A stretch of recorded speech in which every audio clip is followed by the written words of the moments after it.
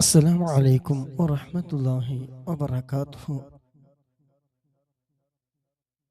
സ്ത്രീ ഹജ്ജിന് പോകുമ്പോൾ കൂടെ മഹ്റമായ പുരുഷൻ തന്നെ വേണമെന്നുണ്ടോ? മറ്റു സ്ത്രീകൾ കൂടെ ഉണ്ടായാൽ മതിയോ? ഇതിൽ നിർബന്ധ ഹജ്ജും സുന്നത്തായ ഹജ്ജും വ്യത്യാസമുണ്ടോ?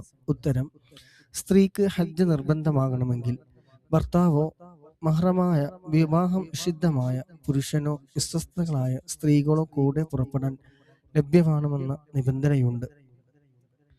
ഇവരിൽ ആരെയും ലഭിക്കുന്നില്ലെങ്കിൽ അവൾക്ക് ഹജ്ജും ഉംറയും നിർബന്ധമാകുന്നില്ല. സ്ത്രീകളോട് കൂടെയാണ് പുറപ്പെടുന്നു എങ്കിൽ കൂടെ 3 സ്ത്രീകൾ വേണമെന്ന് ഇമാം ഇബ്നു ഹജർ റളിയല്ലാഹു തുഹ്ഫയിൽ.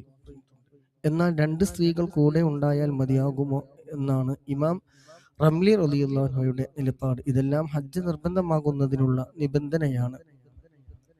അതേസമയം ഇസ്ലാമിക ഫർളായ ഹജ്ജ് ഉംറ നിർവഹിക്കാൻ വിശ്വസ്തയായ ഒരു സ്ത്രീയുടെ കൂടെയും സുരക്ഷിതത്വം ഉറപ്പില്ലെങ്കിൽ സ്ത്രീ തനിച്ചും പുറപ്പെടൽ നിർബന്ധമില്ലെങ്കിലും അനുവദനീയമാണ്.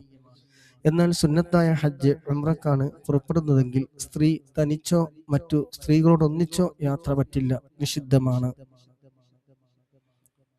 ഭർത്താവ്, മഹ്റമായ പുരുഷൻ എന്നിവരോടൊത്ത് മാത്രമേ സുന്നത്തായ ഹജ്ജ് ഉംറക്ക് സ്ത്രീ യാത്ര ചെയ്യാൻ പറ്റൂ. അവരില്ലാതെ പറ്റില്ല.